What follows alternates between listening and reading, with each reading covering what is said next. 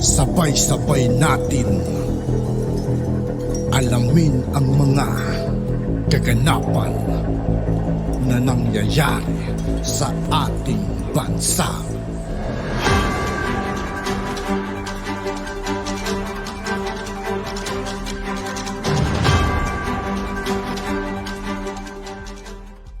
Yo, what's up mga kaibigan? This is I2K po again. Ngayon nandito naman ulit tayo sa channel ni Pinas Viral News. Dito naman ulit tayo magbibigay ng komento at reaksyon. Kaya samahan nyo ako guys. Let's go! Ito ang nakakagulat. Unti-unti na di umanong nagising ang marami sa ating mga kababayan laban sa panggigipit at pang-aabuso ng Marcos administration, lalo na sa pagwaldas nito sa pera ng taong bayan. Pero bago ang lahat mga kababayan, kung bago ka pa lamang sa channel namin ay huwag mong kalimutang mag-subscribe at pakiclick na din ang notification bell para mas maging updated ka palalo sa lahat pa ng mga bagong videos na i-upload namin. At yun na nga mga kababayan, matatandaan na sinimulan ng mga miyembro ni Pastor Apollo C. Quiboloy ang malawakang prayer rally sa Liwasang Bonifacio at libo-libo na ang dumalo dito. Banat pa nila ay umpisa pa lamang ito ng malawakang pagtitipon upang ipanawagan ang pagbaba ng pwesto ni Pangulong Bongbong Marcos at ni Lisa Marcos na nagpapasasa sa kaban ng bayan. Samut-saring katiwalian nga ang nangyayari ngayon, subalit ipinagkibit balikat na lamang ito ni Pangulong Bongbong Marcos na tila ba bingi sa mga sigawan at hinaing ng taong bayan. Matapos nga lumabas ang balitang ito ay umani agad ng samut-saring komento mula sa marami sa ating mga kababayan, kung saan ay marami nga sa kanila ngayon ang hindi mapigilan ng kanilang sarili na maglabas ng kanilang hinaing at komento sa mundo ng social media. And the netizen posted, "Mag-resign na kayo Marcos, hindi namin kailangan ng presidenteng makipaggera sa ibang bansa. Hindi mo kami kayang ipagtanggol ng mapayapa at sa mahal na bilihin, wala kayong magawa. Biyahe ng biyahe lang ang kaya mo. Resign na Marcos, now na." Ngayon lang nangyari ito. Ano ba ang nangyari sa senator at congressman natin? Puro political preparation. Hindi ba ninyo nakikita ang paghihirap ng taong bayan? Bakit hindi inaktuhan ng presidente at ipaalam sa taong bayan ang solusyon ng mga problema? Ito ba ang promesa mo sa pagbabago? Bagong style ng pangurakot? Bagong unity sa pagdaman ng kahirapan? Grabe nga pala talaga, kawawa ang sambayan ng Pilipinas. Magsisisi man tayo, huli na.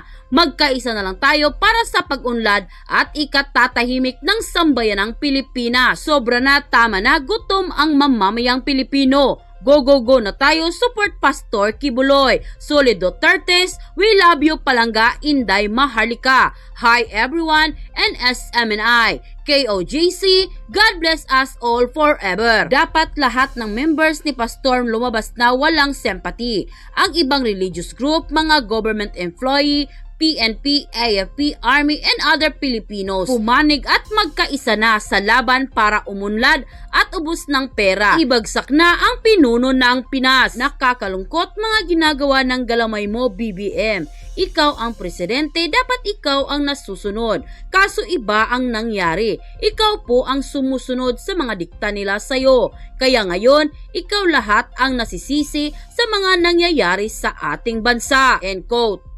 Alam niyo mga kababayan, hindi, sabi ko nga, kailangan natin magbigkis. Hindi kakayanin ng isang tao, dalawang tao, ng Davao o ng Cebu lang. Kailangan nating lahat. Kasi umiikot na yung tumbong ni Buwaka ng Inang Kuting at ni Lisa Marcos. Di ba? Kung dati, isa pa lang ako, dati, noong 2022, na gusto nilang i-discredit at gusto nilang sirain, ako pa lang yun. Kami pa lang nila Pebbles, Kunanan. Dalawa kami. Pero, you know, ang target talaga, number 1 ako tinarget, gusto nilang patahimikin, di ba? Ako pa lang, umaray na sila. Umaray na mga putang ina, di ba? Eh how much more? Kasama ko na kayo, ang dami-dami natin. How much more? Kasama na natin ang Pangulong Duterte. Kasama na natin ang KOJC. Kasama na natin ang lahat ng OFW ngayon.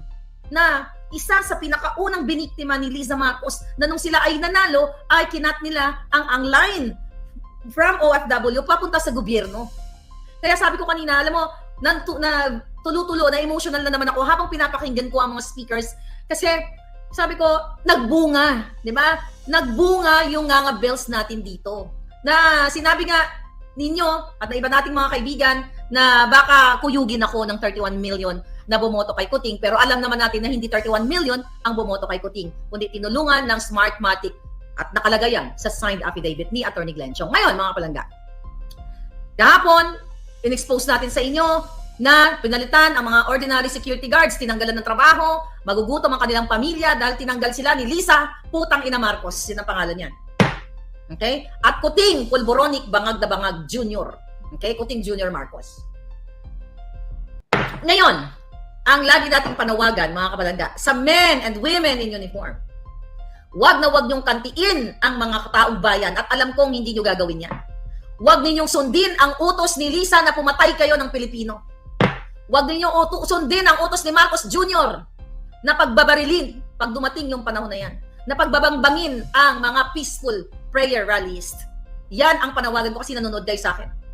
Alam ko, ang iba sa inyo, puting ahas ko. Pero hindi po ako nagagalit sa inyo. Nagpapasalamat ako sa inyo. Sundin ninyo ang puso ninyo na huwag kayong sumunod sa utos ni Lisa Araneta Marcos na kitilin ang buhay ng Pilipino. Kung mayroon man kayong sundin, pabalik sa kanila, hindi papunta sa taong bayan. Huwag ninyong subukan ang Pilipino. Huwag ninyong subukan ang boses naming lahat. Okay? Ngayon, ang mga buwaka ng inang binayaran ni Lisa, ang mga smuggler na kasabwat, ang mga trolls, ang mga oligarkong mga buwaka ng inang sumisira sa buhay ninyo. Panahon na para lumabas kayo lahat ng bahay ninyo at magsalita. Mga kababayan, ubos na ang pasensya ng Pilipino. Kung ako ay nagtiis, sinalo ang lahat ng mga death threats ng buwaka ng inang Marcos Jr. simula noong 2022, 2024 ng 2 taon and I'm still here. Kayo magsisimula pa lang at sasamahan ko kayo. Andito lang naman ako. Andyan lang naman ang KOJC. Andyan lang naman ang ating mga palangga, ang ating mga OFW. Kailangan yung tumapang. Hi, Felicidad Nash. Renan Superlight, thank you. Kailangan yung tumapang. Yung Pulburon video ilalabas na sooner. Sabi ni Sandra Cam, sabi ni Guy Snyder, I told you. Nasa tamang panahon ang lahat. At kung kailan ang panahon, malapit na.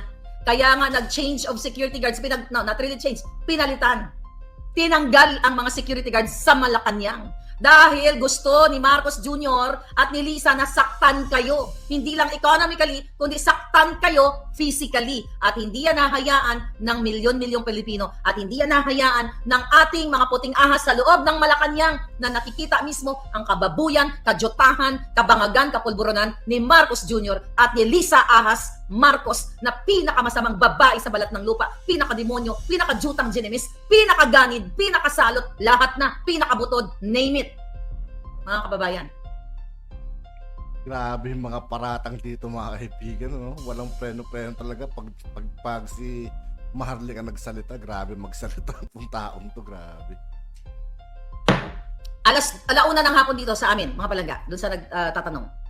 Okay? Pantin, Mayet. So, mga OFW, kailangan ninyong magsalita.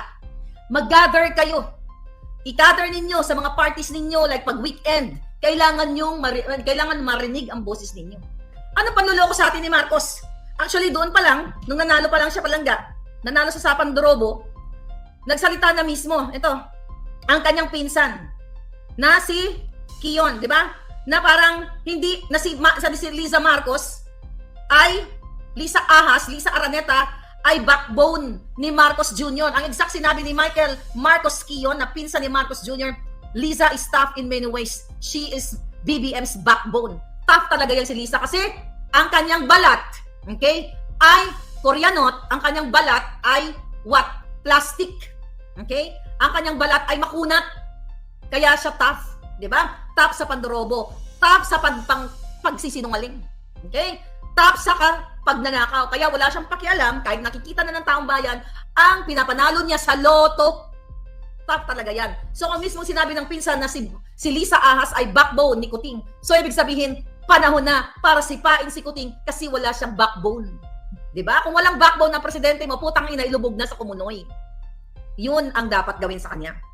Okay? Oh. Noong mga nakaraang, ito, binabalikan ko yung kanyang interview. Yung mga pinagsasabi. ng mga kaibigan ni Lisa Ahas at ni Kuting. Okay? I don't think Marcos Jr. o Marcos makes any decision without talking to the wife. Okay? Manila lawyer pa lang nagsabi nun. Whoever, I forgot the name of the lawyer. Pero isa yon sa sinabi na hindi nakakapag-desisyon ang putang inang Marcos Jr. Baka ng Genemis bangag na bangag kung hindi niya ikukonsulta sa kanyang asawang mandorobong demonita o bruha. So, dahil walang backbone ng presidente, walang sariling desisyon, hindi makapag-isip ng tama, kaya panahon na para ilubog sa kumunoy. Itapon ng bonggang-bongga. At yun na nga mga kababayan, ano na ang masasabi mo kung meron kayong hinaing At yun nga po mga kaibigan, dito po nagtatapos ang ating reaction video. Muli ako po si I2K ng Sundalo ng Tunggalo. Maraming salamat sa patuloy na pagsuporta. Yeah, peace out.